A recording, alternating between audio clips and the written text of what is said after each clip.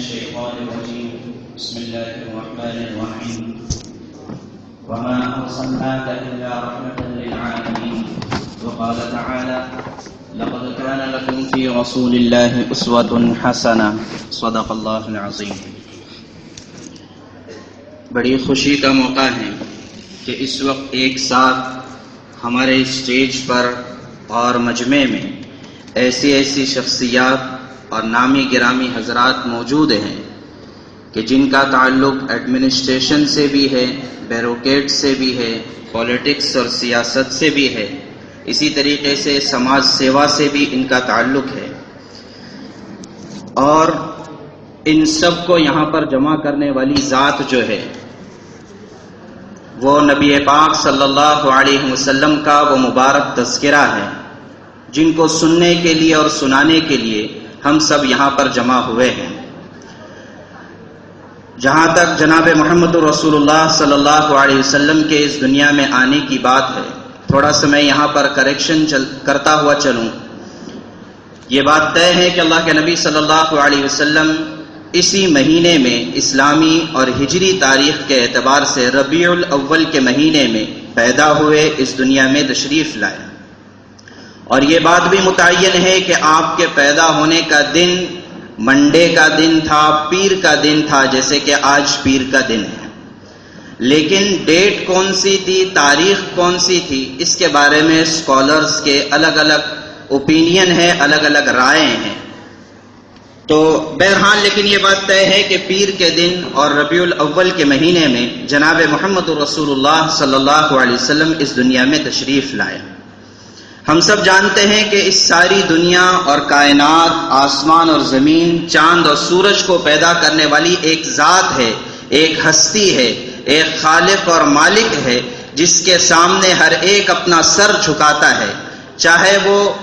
اللہ کے نام سے اس ہستی کو یاد کیا جائے، یا بھگوان کے نام سے اس ہستی کو یاد کیا جائے، یا ایشور کے نام سے یا گاڈ کا نام دے دیا جائے۔ قرآن کہتا ہے وَلِلَّهِ الْأَسْمَاءُ الْحُسْنَى فَادْعُوهُ بِهَا، کہ اللہ تعالیٰ کے بہت سارے اچھے نام ہیں، تم جس نام سے چاہے اس کو پکارو۔ وَذَرِ الَّذِينَ يُلْحِدُونَ فِي أَسْمَائِهِ، اور جو لوگ اللہ کے، خدا کے، ایشور کے ناموں کو لے کر جھگڑا کرتے ہیں ان کو چھوڑے رکھو، ان کو سمجھانے کا کوئی فائدہ نہیں ہے۔ تو لہٰذا اس وقت دنیا میں انسانیت کا، انسانوں کا ایک بہت بڑا طبقہ ہے جو اس کائنات کے، دنیا کے پیدا کرنے والے کو مانتا ہے، اس کے آگے سر جھکاتا ہے، چاہے وہ اللہ کہہ کر پکارے، چاہے ایشور اور گاڈ کہہ کر پکارے، لیکن بہرحال ایک ایسی ہستی اور ذات کو مانتا ہے کہ جس نے اس دنیا کو وجود بخشا اور اس دنیا کو پیدا کیا۔ ہم دنیا میں دیکھتے ہیں کہ جب کوئی کمپنی پروڈکٹ بناتی ہے تو اس پروڈکٹ کے گائیڈ لائنز ساتھ میں دیتی ہے، اس کے مارگدرشن دیتی ہے کہ اس طریقے سے اس پروڈکٹ کا استعمال کیا جائے گا۔ تو جس ہستی نے، جس خدا نے،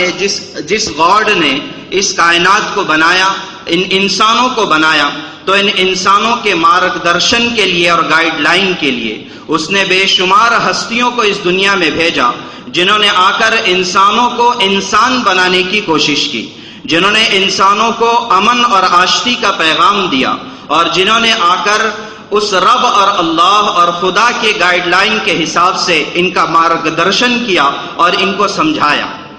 قرآن یہ کہتا ہے کہ یہ نبی صرف ایک نہیں آئے، بلکہ قرآن کہتا ہے وَلِكُلِّ قَوْمٍ هَادٍ، کہ ہر قوم میں، ہر علاقے میں، ہر ایریا میں اللہ تعالیٰ نے ایسے نبیوں کو اور ایسے اوتار کو بھیجا کہ جنہوں نے آ کر انسانوں کو انسانیت سکھائی اور انسانوں کو امن اور آشتی کا پیغام سنایا۔ بلکہ اسلامی تاریخ کے اعتبار سے اس دنیا کے سب سے پہلے انسان، جو سب سے پہلے نبی بھی تھے، وہ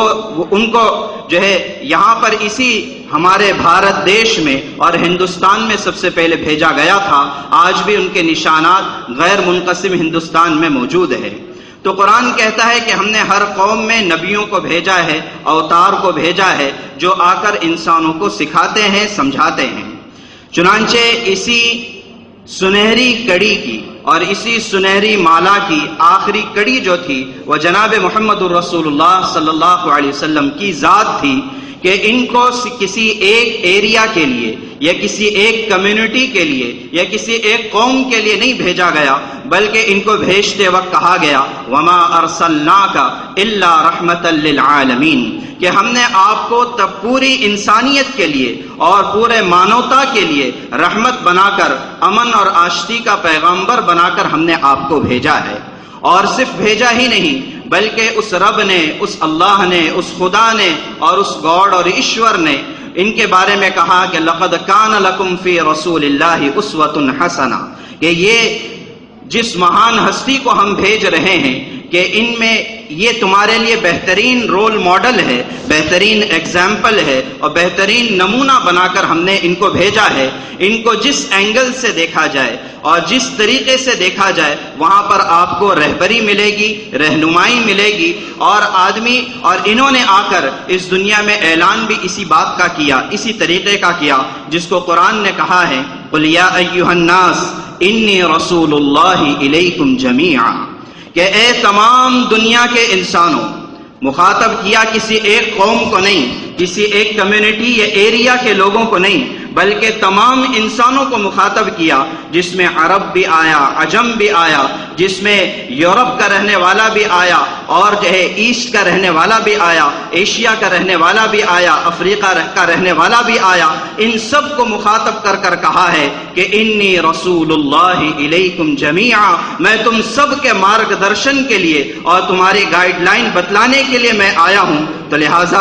یہ ایک ایسی ہستی ہے، مہان ہستی، جو پوری انسانیت کے لیے آئی ہے۔ تو لہٰذا یہ نہ سمجھا جائے کہ جناب محمد رسول اللہ صلی اللہ علیہ وسلم صرف ایک قوم یا کمیونٹی کے لیے آئے تھے، صرف مسلمانوں کے نبی تھے، ایسا نہیں ہے، بلکہ یہ تمام انسانوں کے نبی تھے۔ اسی وجہ سے ہم دیکھتے ہیں تاریخ ہمیں بتلاتی ہے اور کتابیں ہمیں بتلاتی ہے کہ جن لوگوں نے ان کی سیرت کو پڑھا، جن لوگوں نے ان کی زندگی کے حالات کو دیکھا اور پڑھا، وہ اس بات کو مانتے تھے اور اس بات کو لکھا، اس بات کو کہا کہ یقیناً یہ ایک ایسی مہان ہستی تھی کہ جس کے ہر اینگل سے ان کو رول ماڈل کہنا مناسب ہے، کہ یہ ہر اینگل سے ایگزامپل کہلانے کے قابل ہے۔ چنانچہ بہت سے اس طرح کے ہمیں نامور ہستیوں کے نام ملتے ہیں کہ جنہوں نے محمد صلی اللہ علیہ وسلم کا بہت ہی ادب کے ساتھ، احترام کے ساتھ تذکرہ کیا ہے اور ان کی بڑی بڑی تعریفیں کی ہے۔ بلکہ صحیح بات یہ ہے کہ محمد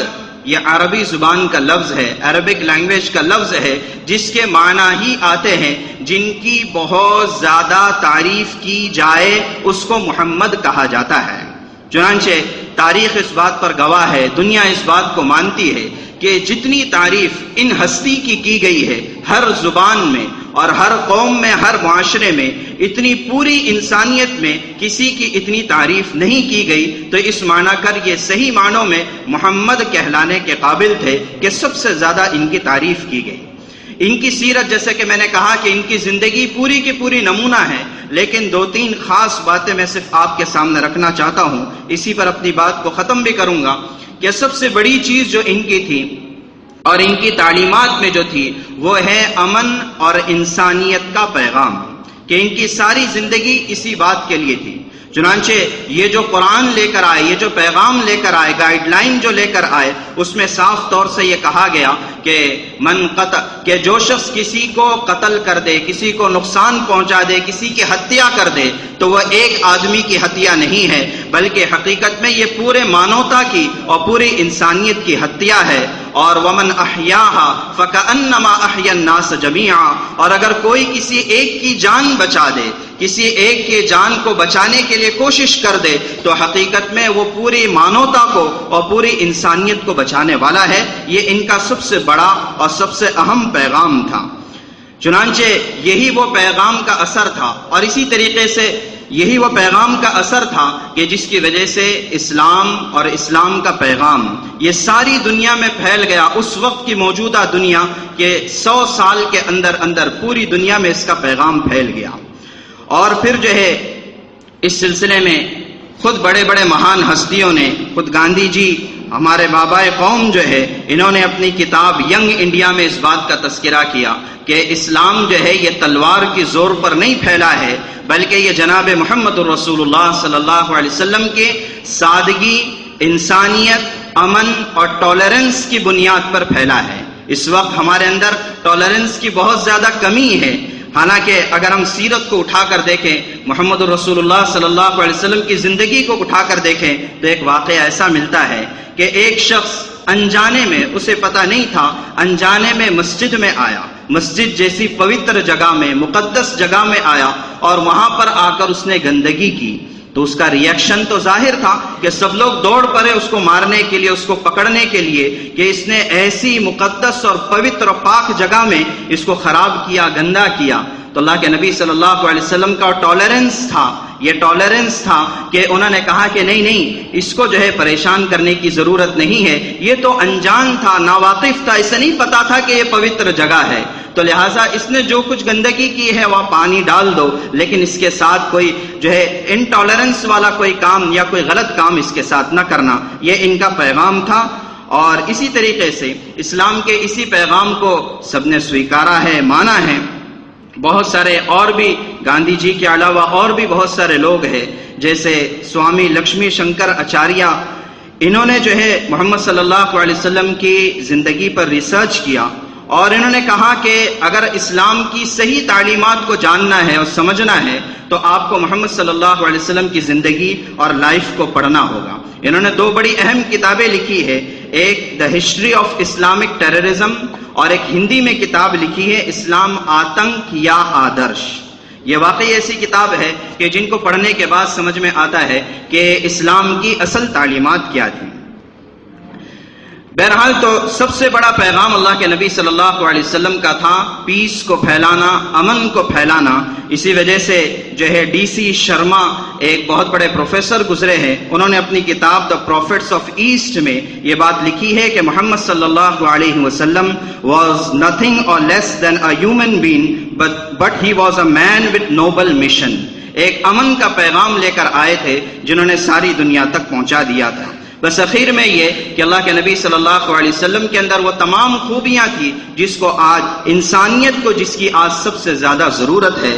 اور اسی بات کی طرف تھوڑا سا اشارہ کرتے ہوئے میں آگے بڑھوں کہ جیسے پہلے زمانے میں جنگیں ہوا کرتی تھی تو اس زمانے میں بھی ہوتی ہے، حالانکہ یہ ایک ایسی چیز ہے کہ ہر اچھا اور نیک دل انسان چاہتا ہے کہ جنگ نہ ہو، لڑائی نہ ہو، جھگڑا نہ ہو، لیکن اس کے باوجود بھی انفارچونیٹلی یہ چیز ہوتی ہے اور دنیا کی تاریخ اس سے بھری ہوئی ہے۔ چنانچہ محمد صلی اللہ علیہ وسلم ایز اے لیڈر اور پولیٹیشین، انہوں نے چونکہ مدینہ منورہ ہجرت کی تھی، یہاں پر ایک جو ہے اپنے طور سے ایک اسلامی نظام قائم کیا تھا، تو وہاں پر کبھی ضرورت بھی پڑی جنگ کرنے کی۔ لیکن آپ کو شاید تعجب ہوگا یہ بات سن کر کہ کئی جنگیں ہوئی لیکن اس میں کتنا جانی نقصان ہوا، تو کتابوں میں یہ بات ملتی ہے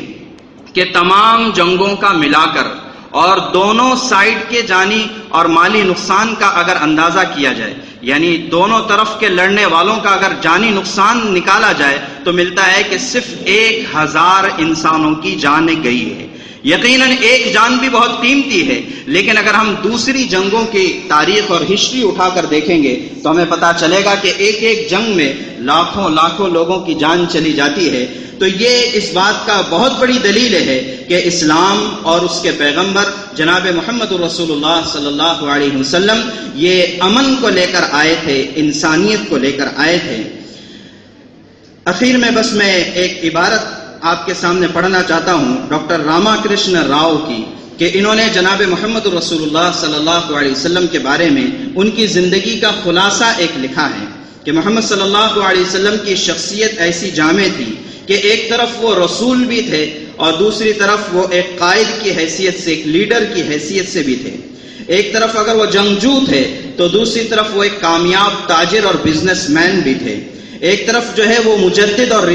ریفارمر تھے تو دوسری طرف بیواؤں کے غمگسار تھے، بیواؤں کے کام آنے والے تھے، غلاموں کو آزاد کرنے والے تھے، غلاموں کے ماوا و ملجا تھے۔ اسی طرح ایک طرف وہ منصف قاضی اور جج بھی تھے کہ جو انصاف کے فیصلے کیا کرتے تھے، اسی کے ساتھ ساتھ وہ صوفی بھی تھے اور عبادت گزار بھی تھے۔ اسی طریقے سے ایک طرف وہ بہترین قائد تھے، بہترین نیتا اور لیڈر کی حیثیت سے تھے، وہیں پر ایک بہترین واعظ اور اوریٹر بھی تھے، لوگوں کو سمجھانے والے تھے، ایک تجربہ کار سیاسی رہنما بھی تھے، پولیٹیشین بھی تھے۔ غرض یہ کہ انسانیت کی تمام خوبیوں میں وہ ایک ہیرو کی حیثیت سے اور قابل اقتداء شخصیت کی حیثیت سے تھے۔ تو لہٰذا اخیر میں یہ کہوں گا کہ یہ جو دن آیا ہے یا یہ جو مہینہ آیا ہے، یہ مہینہ صرف ایک جلسہ کرنے، ایک سٹیج سجانے کا نہیں ہے، بلکہ حقیقت میں یہ دن آیا ہے اور یہ مہینہ آیا ہے کہ ہمیں ان کی سیرت، ان کی زندگی اور ان کی تعلیمات کو اپنانا ہے، اس کو سویکارنا ہے،